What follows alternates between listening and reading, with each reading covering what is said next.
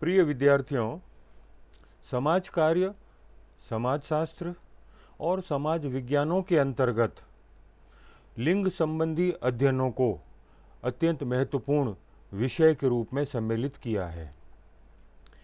जब कभी हम लिंग शब्द की बात करते हैं तो लिंग को हम अंग्रेजी में सेक्स कहते हैं, लेकिन साथ में हम कई बार जेंडर शब्द का भी प्रयोग करते हैं।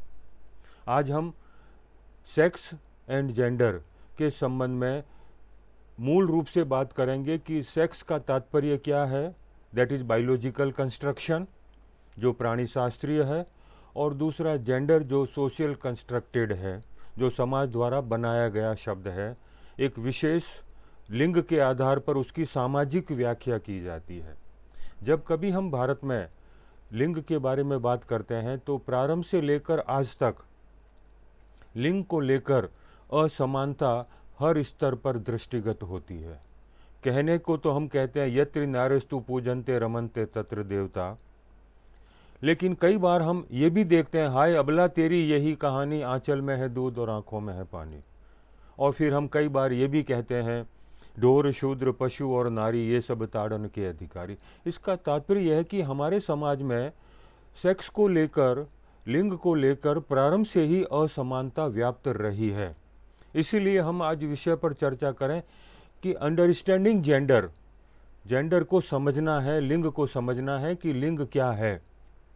क्योंकि आज हम अगर इस पर चर्चा करें तो हमको आज भी आधुनिक युग में, नगरीय समाज में, औद्योगिक समाज में और वैश्विक समाज में भी लगभग विश्व के अधिकांश देशों में समानता दृष्टिगत नहीं होती है। जब लिंग के संदर्भ में बात करें तो ऊंच नीच की अवधारणा इसके साथ जुड़ी हुई है।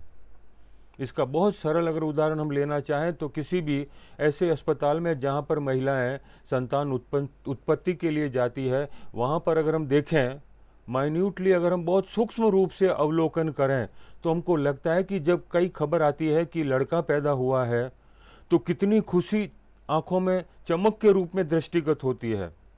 हम एक दूसरे को बधाई देते हैं, जोर जोर से छत पर जाकर थाली बजाएंगे ताकि सबको पता लगे कि हमारे परिवार में पुत्र रूपी संतान उत्पन्न हुई है। वहीं दूसरी ओर हम ये भी देखें कि अगर अंदर से यह खबर आए डिलीवरी रूम से कि लड़की पैदा हुई है तो दबी जबान से हम एक दूसरे को बधाई तो देंगे, फिर साथ में कहेंगे लक्ष्मी आई है, फिर ये भी कहेंगे अगली बार लड़का हो जाएगा। ऐसी सोच जो है ये हमारे समाज में आज भी है। इसलिए हम ये समझें कि जेंडर है क्या।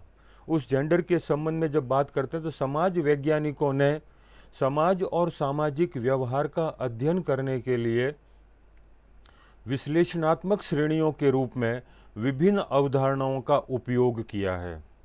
इन अवधारणाओं के उपयोग के माध्यम से समाज वैज्ञानिक विभिन्न श्रेणियां विकसित करते हैं जो समाज में व्यवहार की वैज्ञानिक जांच में सहायता के रूप में काम करती है।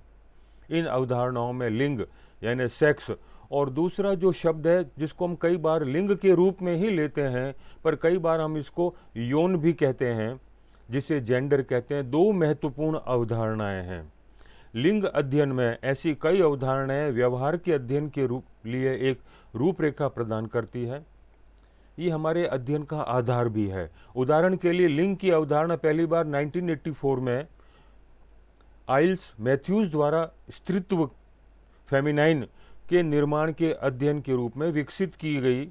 मैथ्यूज के अनुसार लिंग की अवधारणा इस तथ्य को स्पष्ट करती है कि प्रत्येक समाज पुरुषों और महिलाओं के बीच अंतर करता है। इसलिए लिंग शब्द या अवधारणा पुरुषों और महिलाओं को सामाजिक रूप से समझने और उनके बीच संबंधों के प्रतिमान को निर्धारित करने का एक व्यवस्थित तरीका है। That is gender studies. जब जेंडर स्टडीज की बात करें तो पुरुष और स्त्री के बीच किस प्रकार के संबंध हैं समाज के अंतर्गत, इसको समझने का आधार है जेंडर स्टडीज। पितृसत्तात्मक समाज में प्रारंभ से ही पुरुषों को महिलाओं की तुलना में उच्च स्थान प्राप्त रहा है।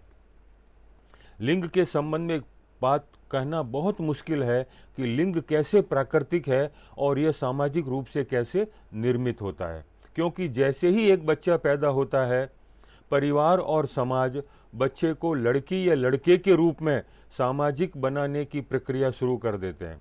जब लड़का पैदा होता है तो परिवार में खुशी का माहौल हो जाता है, लेकिन बेटी के जन्म पर नहीं।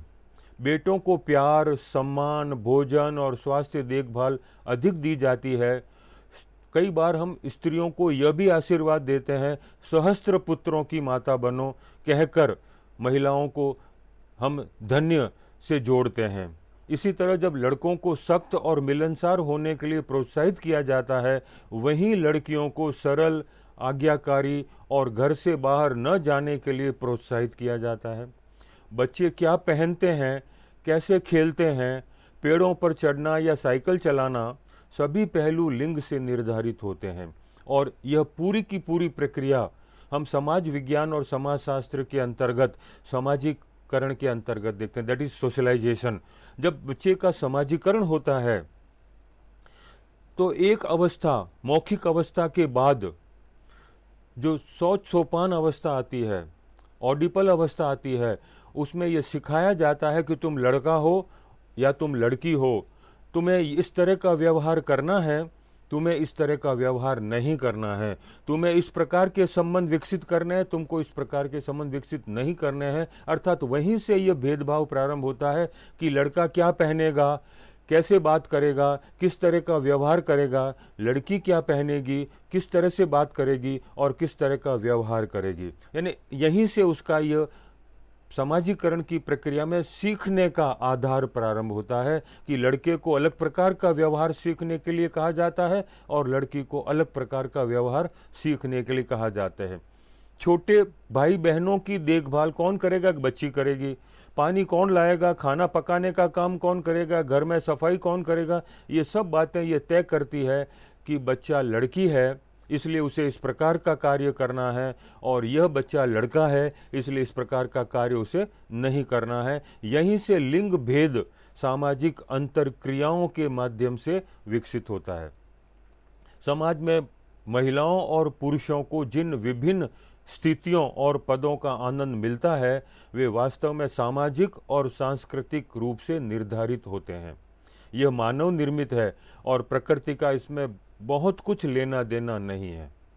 यह लिंग ही है जिसने यह तय कर दिया कि लगभग हर जगह महिलाओं को पुरुषों से कमतर माना जाता है।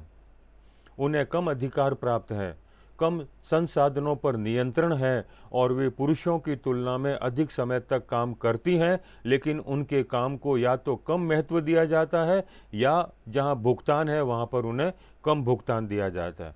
उन्हें पुरुषों और समाज के हाथों अनेक बार हिंसा का सामना करना पड़ता है और उनके पास सामाजिक, आर्थिक और राजनीतिक संस्थाओं में निर्णय लेने की शक्ति भी बहुत कम है। यहीं से हमको लगता है कि स्त्री और पुरुष के बीच भेद प्रकृति की देन नहीं है, क्योंकि प्रकृति ने तो दो लिंग पैदा किए हैं, स्त्री और पुरुष, जिनकी अलग अलग शारीरिक बनावट है। That is biological structure of male and female. On the basis of organs हम पुरुषों को महिलाओं से अलग करते हैं, लेकिन समाज ने महिला और पुरुष जो कि प्राकृतिक या प्रकृति की देन है, उसको सामाजिक परिप्रेक्ष्य में दो अलग अलग रूप देकर उनमें ऊंच नीच की भावना को विकसित किया है। लगभग हर समाज में ये सोच विकसित है कि पुरुष घर का मुखिया, कमाने वाला, संपत्ति का मालिक और प्रबंधक तथा राजनीति, धर्म, व्यवसाय और व्यवसायों में सक्रिय माना जाता है। दूसरी ओर ये भी देखने को मिलता है कि महिलाओं से अपेक्षा की जाती है कि उन्हें बच्चों को पालने और उनकी देखभाल करने, अशक्तों और बूढ़ों की देखभाल करने, सभी घरेलू काम करने आदि उन्हीं को करने हैं। इसी के लिए उन्हें प्रशिक्षित किया जाता है। समाजीकरण एक ऐसी प्रक्रिया है जिससे नवजात प्राणी शास्त्रीय जीव को सामाजिक प्राणी बनाया जाता है। जैसे ही बच्चा पैदा होता है उसका लिंग निर्धारित कर दिया जाता है। यह बात स्पष्ट देखने को मिलती है कि कैसे कुछ संस्कृतियों में नवजात लड़की को दिया जाने वाला स्वागत भी लड़के को दिए जाने वाले स्वागत से भिन्न होता है। अर्थात समाज ही स्त्री और पुरुष, लड़का और लड़की में भेद करता है। इसके बाद वह अंतर आता है जिसके साथ उन्हें संबोधित किया जाता है, संभाला जाता है, व्यवहार किया जाता है और कपड़े पहनाए जाते हैं।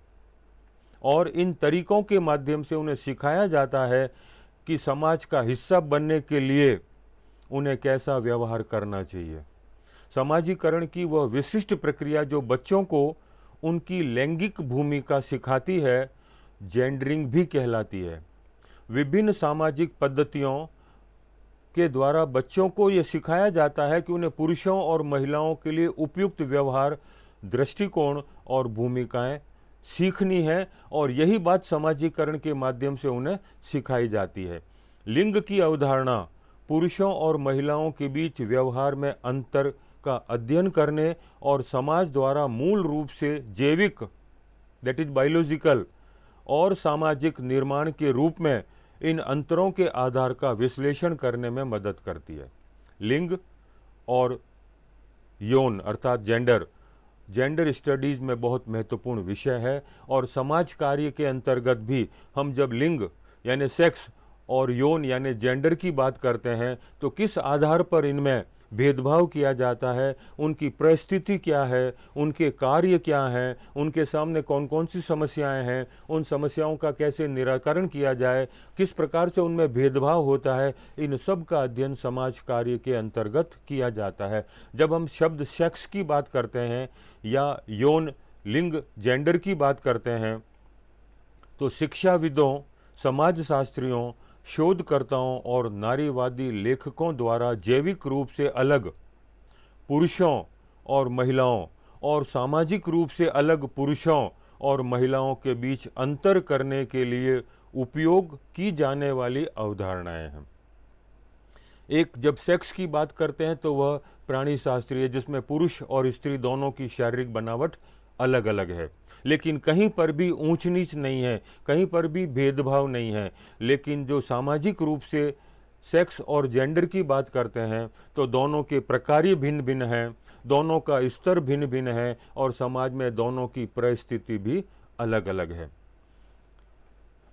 नारीवादी समाजशास्त्रियों का सुझाव है, दैट इज फेमिनिस्ट सोशियोलॉजिस्ट, कि एकेडमिक और अंतर के प्रवचनों में लेखों में दो शब्द लिंग यानी यौन के बीच समझने और अंतर करने की आवश्यकता है। इन दोनों को अलग अलग समझा जाए, लिंग क्या है और जेंडर क्या है। लिंग और यौन एक दूसरे से संबंधित है, इसलिए लिंग और लिंग भेद को यौन और यौन भेद के संदर्भ में समझना अधिक सरल है।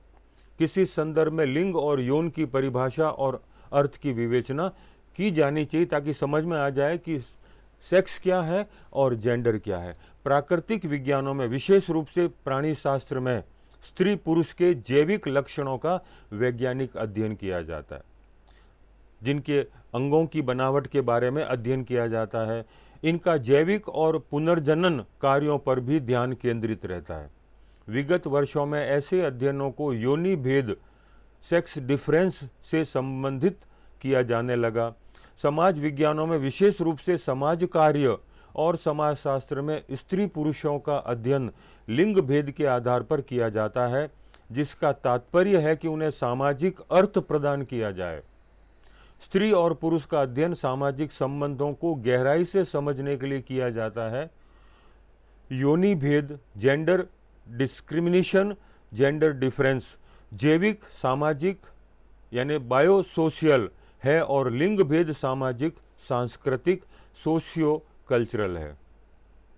समाजशास्त्र में सेक्स शब्द का प्रयोग एन ओकले ने 1972 में अपनी पुस्तक सेक्स, जेंडर एंड सोसाइटी में किया था।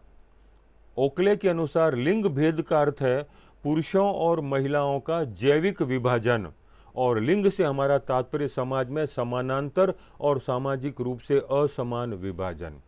एक बायोलॉजिकल, जिसमें दोनों बनावट के आधार पर एक ही धरातल पर एक दूसरे से भिन्न है, दैट इज बायोलॉजिकली या physically one is differ with other on the basis of the single platform. लेकिन समाज के अंतर्गत हमने इन दोनों को विभेदीकरण को स्तरीकरण में बदल दिया। Differentiation is converted into stratification, और यह स्ट्रैटिफिकेशन, स्तरीकरण संस्तरण बन गया, जन्म के साथ जुड़ गया, जन्म से उच्च या जन्म से निम्न। स्त्रीत्व जिसको हम फेमिनिटी कहते हैं और पुरुषत्व जिसको मस्कुलिनिटी कहते हैं का स्वरूप लिंग की अवधारणा के अंतर्गत सामाजिक दृष्टिकोण से पुरुषों और महिलाओं के बीच अंतर का अध्ययन करता है। लिंग भेदभाव शब्द का प्रयोग सांस्कृतिक आदर्शों, स्त्रीत्व और पुरुषत्व से संबंधित धारणाओं को संदर्भित करने के लिए किया जाता है। इस अवधारणा का उपयोग सामाजिक संस्थाओं और संगठनों में पुरुषों और महिलाओं के बीच शारीरिक क्षमताओं के आधार पर श्रम विभाजन के लिए भी किया जाता है। इसका मतलब यह है कि लिंग एक समाजशास्त्रीय रूप से महत्वपूर्ण अवधारणा है जिसका उपयोग सामाजिक और सांस्कृतिक, आर्थिक और धार्मिक, राजनीतिक, मनोवैज्ञानिक और शैक्षिक और अन्य आधार पर पुरुषों और महिलाओं के बीच व्यवस्थित और वर्णनात्मक अध्ययन और विश्लेषण के लिए किया जाता है। यानी अलग अलग तरीके से, कहीं सामाजिक आधार पर, कहीं सांस्कृतिक आधार पर, कहीं आर्थिक आधार पर, कहीं शैक्षिक आधार पर एक दूसरे से भिन्न करने का जो आधार है वो जेंडर स्टडीज़ के अंतर्गत है। इसका उपयोग ऐसी पितृसत्तात्मक व्यवस्था पर आधारित विविधताओं का व्यवस्थित रूप से अध्ययन, विश्लेषण और व्याख्या करने के लिए किया जाता है जिसमें पुरुषों को महिलाओं से श्रेष्ठ माना जाता है, चाहे वो शारीरिक आधार पर हो, चाहे वो सामाजिक आधार पर हो, चाहे सांस्कृतिक आधार पर हो, चाहे आर्थिक आधार पर हो या चाहे क्षमताओं के आधार पर हो। इसलिए ऐसी विशेषताओं और लक्षणों के आधार पर विविधताओं का विश्लेषण और व्याख्या करना आवश्यक है। विश्व स्वास्थ्य संगठन वर्ल्ड हेल्थ ऑर्गेनाइजेशन WHO लिंग को इस प्रकार परिभाषित करता है कि लिंग महिलाओं और पुरुषों की सामाजिक रूप से निर्मित विशेषताओं को संदर्भित करता है, जैसे मानदंड और भूमिकाओं, महिलाओं और पुरुषों के समूहों के बीच संबंध। यह समाज से समाज में भिन्न होता है और इसे बदला जा सकता है।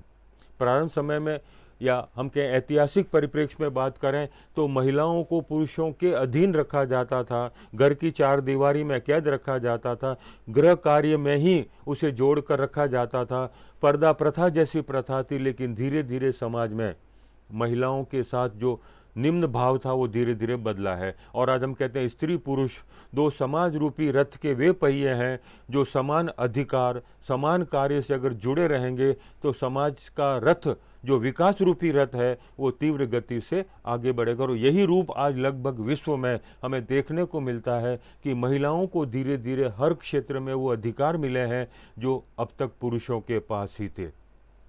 लिंग संबंधी विभिन्न आयामों व समस्याओं को समझने के लिए दृष्टांत प्रतिरूप का निर्माण इस तरह से प्रस्तुत है।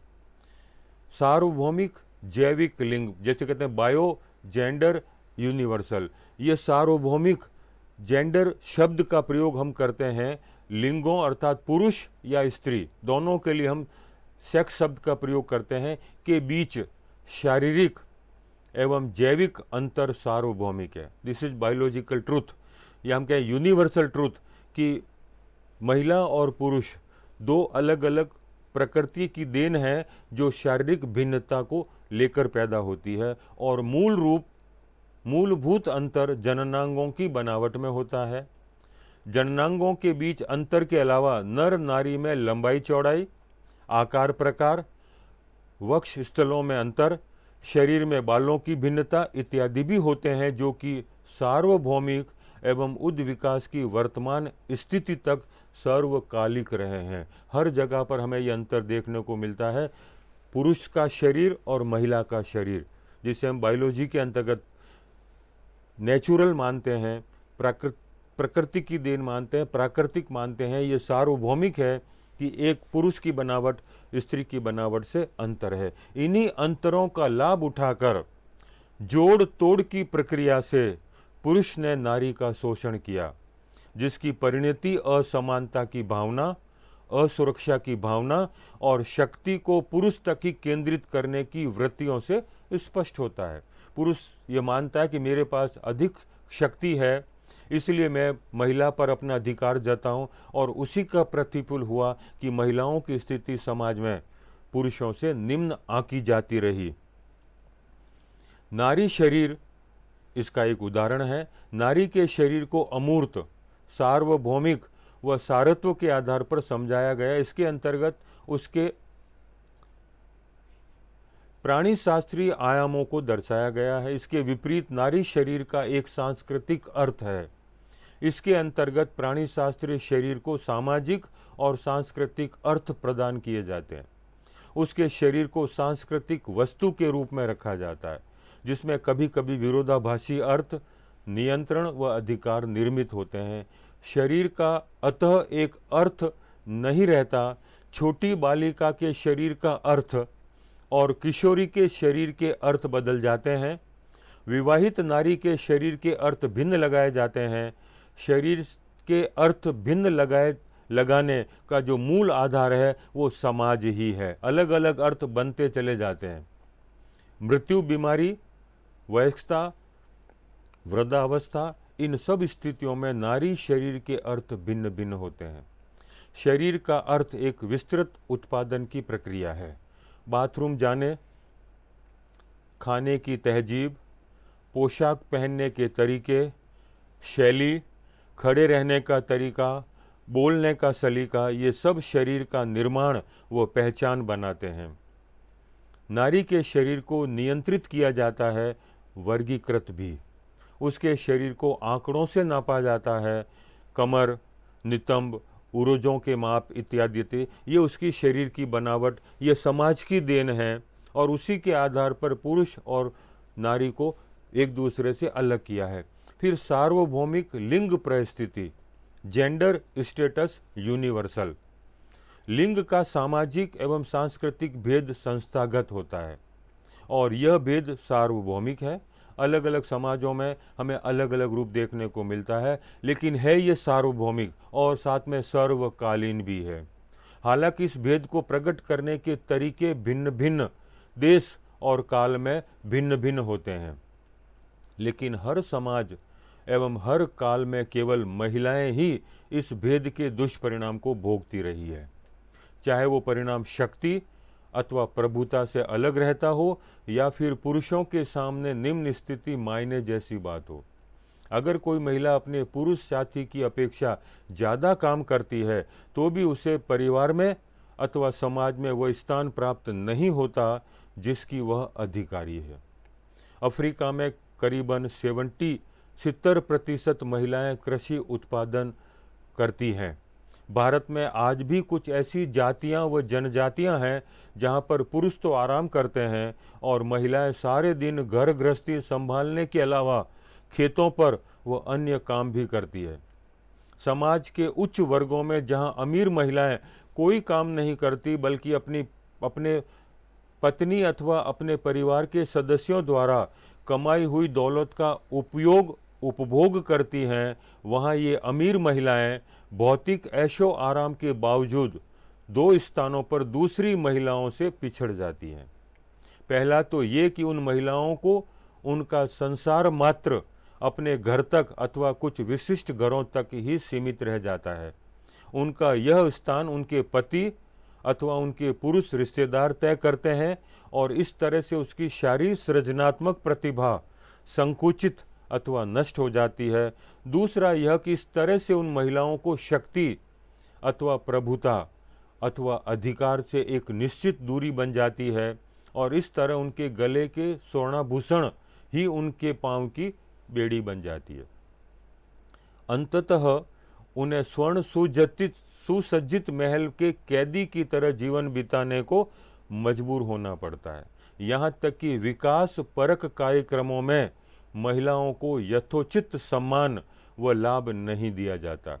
इस तरह हम पाते हैं कि प्रायः लिंग असमानता हर स्तर पर, हर देश, हर जाति, हर काल और हर स्थान पर हमें किसी न किसी रूप में दिखाई देती है। प्रारंभ से लेकर आज तक अगर हम बात करें तो महिलाओं की स्थिति कोई बहुत अच्छी नहीं रही है। महिलाओं को अधिकतर घर की 4 दीवारी में कैद ही रखा जाता है, चाहे वह उच्च परिवार से संबंधित हो चाहे वो निम्न परिवार से संबंधित हो। महिलाएं चाहे कितना ही काम करे उसके काम की कोई कदर नहीं है उसका कोई मूल्यांकन नहीं है, कोई आर्थिक मूल्यांकन नहीं। कई बार हम कहते हैं कि महिलाएं इतना काम करती हैं, अगर हम उसको अर्थ से जोड़ें तो शायद पुरुषों से बहुत अधिक वो कमा सकती हैं, लेकिन फिर भी चूंकि वह नारी है, चूंकि वह स्त्री है, चूंकि वह महिला है, इसलिए समाज में उसका उचित मूल्यांकन नहीं हो पाता है। इसलिए उसकी परिस्थिति समाज में पुरुषों के अधीन ही रही है। फिर लिंग संबंधी विशेष परिस्थिति एवं स्तर, समाज में स्तरीकृत व्यवस्था का प्रचलन रहा है, ऊंच नीच की भावना रही है, और कोई भी समाज चाहे वो आदिम हो या आधुनिक, इसका अपवाद नहीं है। हर समय हमें हर समाज में ये देखने को मिलता है, स्तरीकरण के आधार पर हमेशा एक जैसे नहीं रहे हैं और सदा इस बात पर निर्भर रहे हैं कि किसी समाज में किन मूल्यों को कितनी प्राथमिकता दी है। स्तरीकरण की इस प्रक्रिया में समाज को वर्ग, जाति आदि घटकों से संकुचित कर दिया है और समाज में अनेक स्तरों का निर्माण हुआ है। परिवार रूपी संस्था में पुरुष, स्त्री और बच्चों को उनकी एक प्रमुख इकाई माना जाता है और इस संस्था में लिंग संबंधी अंदरूनी स्तरों को विस्तृत करने में महत्वपूर्ण भूमिका निभाई है।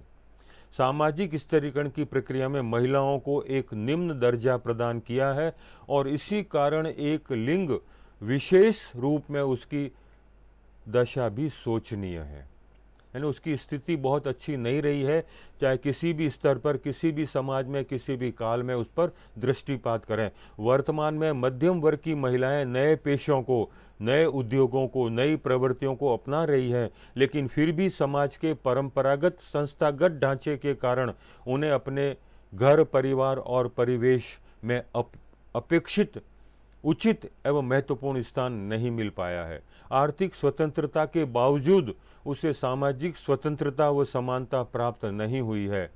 पुरुष समाज द्वारा महिलाओं के प्रति आधुनिक एवं परंपरागत अपेक्षाओं के कारण पुरुष का स्त्री की शारीरिक सुंदरता के प्रति नजरिया नहीं बदला है। महिला वर्ग से ही अपेक्षा की जाती है कि वे पुरुष वर्ग की मांग और उनकी इच्छा के अनुरूप अपने शारीरिक सौंदर्य को परिभाषित एवं परिमार्जित करें। अर्थात आज भी पुरुषों की इच्छा ही सर्वोपरि है, महिलाओं की अपनी कोई स्वतंत्रता नहीं है, कोई इच्छा नहीं है। इसी तरह की बात हम करते तो लिंग परिस्थिति संबंधी लांछन, अगर कोई लांछन भी लगाया जाता तो पुरुषों पर नहीं, स्त्रियों पर ही लगाया जाता है। समाज में ऐसे बहुत से रीति रिवाज, तौर तरीके, अभिवृत्तियां, व्यवस्थित पूर्वाग्रह संस्थाएं और संस्थागत वैचारिक भिन्नताएं मौजूद हैं, जिससे बड़ी चतुराई के साथ महिलाओं पर कई तरह के लांछन आरोपित किए जाते हैं। समाज में विधवाओं की स्थिति, बिन ब्याही माँ, तलाकशुदा महिलाओं की स्थिति और उन महिलाओं की स्थिति जिन्हें बलपूर्वक बलात्कार का शिकार होना पड़ा, निपुति और बांझ महिलाओं की स्थिति, दूसरी महिला जिसे हम कहते हैं रखेल या उपपत्नी की स्थिति आदि उदाहरण एक वर्ग विशेष पर हुए अत्याचार एवं पुरुष वर्ग की दोहरी मानसिकता को दर्शाते हैं।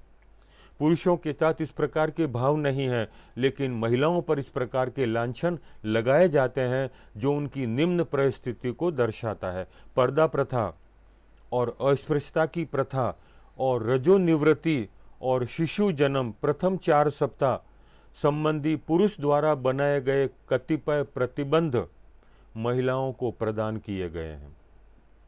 दोयम एवं निचले दर्जे को संकेत करते हैं कि महिलाओं की स्थिति बहुत अच्छी नहीं रही है। इन प्रतिबंधों के कारण पुरुष समाज द्वारा महिलाओं के हृदय व मस्तिष्क में एक तरह की हीन भावना भर दी जाती है। क्योंकि समाज पुरुष प्रधान है और इनके सभी नियम पुरुषों द्वारा संचालित एवं पुरुषों की सुविधाओं के लिए बने हैं, इसलिए उपरोक्त वर्णित सभी बातों के लिए सिर्फ महिलाओं को ही दोषी माना जाता है और उन्हें ही इन बातों का सारा खामियाजा भुगतना पड़ता है। ये सारी बातें जो पुरुष महिला के बीच भेद को दर्शाती है, उसका प्रमुख आधार समाज में सामाजिकरण की प्रक्रिया है। इस सामाजिकरण की प्रक्रिया में ही ओडिपस अवस्था और शौच सोपान अवस्था से ही माता या पिता अपनी बच्ची को ये सिखाते हैं कि तुम लड़की हो, तुम्हें इस तरह का व्यवहार करना है, इसलिए प्रारंभ में तो महिलाओं को शिक्षित करने पर भी रोक थी, क्योंकि वो पराई घर जाना है, घर के कार्यों को ही करना है, इसलिए उन्हें उन सब बातों पर ही सीखने के लिए मजबूर किया जाता था कि तुम पुरुषों से निम्न हो। इन सारी बातों से हमको लगता है कि जेंडर शब्द मूल रूप से समाज द्वारा दिया गया एक शब्द है, जो लड़की के साथ, जो नारी के साथ, जो महिला के साथ जोड़ दिया गया, और उसी का परिणाम है कि हम कहते हैं gender is a social constructed concept developed by society, जिससे महिलाओं को पुरुषों से भिन्न माना गया। जबकि sex is a biological concept, जो प्राणी शास्त्रीय है, जिसमें किसी तरह का भेदभाव नहीं है, लेकिन जेंडर की बात करते ही उसमें लिंग भेद आ जाता है। ये पुरुष है, ये महिला है, ये करना है, ये नहीं करना है। इन सब के आधार पर हम कह सकते हैं कि समाज में लिंग यानी सेक्स पुरुषों और महिलाओं के बीच जैविक, शारीरिक और आनुवांशिक अंतर को दर्शाता है, जबकि जेंडर यानी यौन पुरुषों और महिलाओं की सामाजिक और सांस्कृतिक भूमिकाओं की व्याख्या करता है। लिंग का निर्माण सामाजिक रूप से होता है, जिसको हम कहते हैं gender is a social constructed concept. पारिवारिक, धर्म, कानूनी व्यवस्था, राजनीतिक व्यवस्था और मीडिया सभी पुरुष प्रधान है। लिंग अकेले काम नहीं करता, यह आर्थिक स्थिति, धर्म, जाति जैसे अन्य कारकों के संयोजन के साथ काम करता है। स्कूल में लैंगिक मुद्दे छिपे हुए पाठ्यक्रम से परे भी मौजूद है। आज हर जगह जेंडर को लेकर भेदभाव किया जाता है, दैट इज जेंडर डिस्क्रिमिनेशन, चाहे वह स्कूल हो या परिवार। रोजमर्रा की जिंदगी में लैंगिक मुद्दे भी शामिल हैं, जेंडर इश्यूज। एक समाज कार्यकर्ता के रूप में इन मुद्दों के बारे में जागरूक होना चाहिए और उन्हें ठीक से संभालने का प्रयास किया जाना चाहिए। तीव्र औद्योगिकरण के कारण वायु प्रदूषण सहित पर्यावरण प्रदूषण ये सारे हुए हैं। इन सब को समझने के साथ साथ हमें यह भी समझना है कि लैंगिक that is socially constructed concept किस तरह से समाज में महिला और पुरुष के बीच भेदभाव करता है। यानी समाज कार्य के अंतर्गत हम प्रदूषण की भले ही बात करें, प्रदूषण या पर्यावरण गिरावट की बात करें, लेकिन साथ में हमको जेंडर डिस्क्रिमिनेशन को लेकर भी हमेशा चिंतित रहने और इसका निराकरण करने की सोच भी विकसित करनी होगी। तभी समाज कार्य व्यावहारिक रूप से अपना उचित उद्देश्य प्राप्त कर पाएगा।